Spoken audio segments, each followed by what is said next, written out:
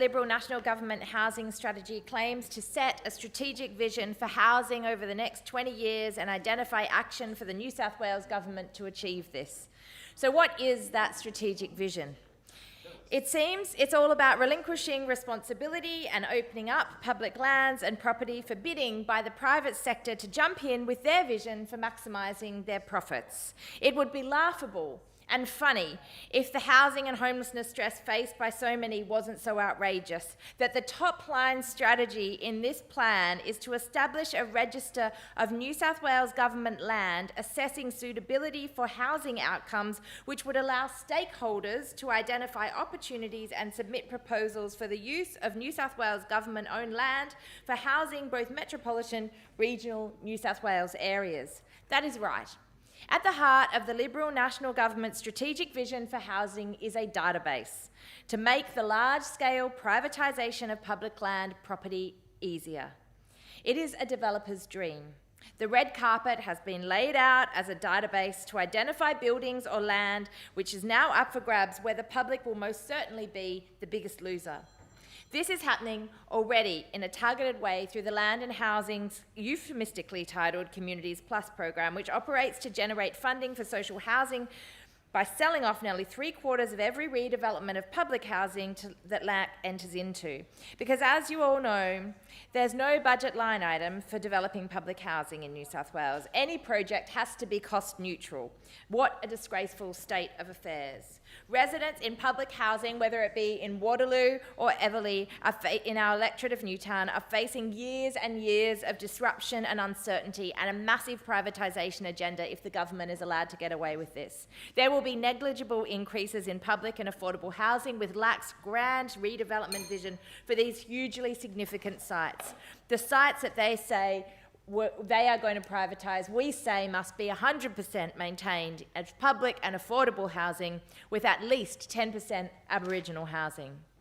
New South Wales lags behind every state in providing livable and affordable social housing. Look at Victorian government's recent all-time record investment of $5.4 billion over 4 years, delivering 12,000 additional social and affordable housing dwellings. But here in New South Wales, with this government of private marketeers who are locked into a vision of no government, or should I say government for the wealthy and corporate interests, the state has been well and truly captured by vested interests. There is an almost palpable contempt for anything that is considered public by this government, whether that be public space, public education, public health care or public housing. Minister Pavey is failing in her duties as a minister. She will not stand up, or maybe she does not have the power to call for within Cabinet the funding that she knows is urgently needed to solve this crisis.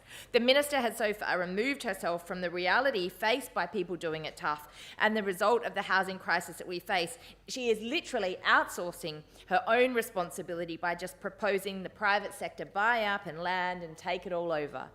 Establishing a housing evidence centre is another part of the strategy to make it easier for users inside and outside of the government to access key housing data. This sounds like, when you read the plan, something out of the TV series Utopia. Surely the government spooking for some user outside of government to come and make decisions for them as well as make a mint is not part of a strategy. We have all the evidence we need to take action now. We do not need a housing evidence centre to do it. The evidence that is in is that successive governments have failed to invest in the delivery of public, social and affordable housing. And that is why we have seen record numbers of people who are homeless, a massive public housing waiting list, and so many living under rental stress and facing housing insecurity.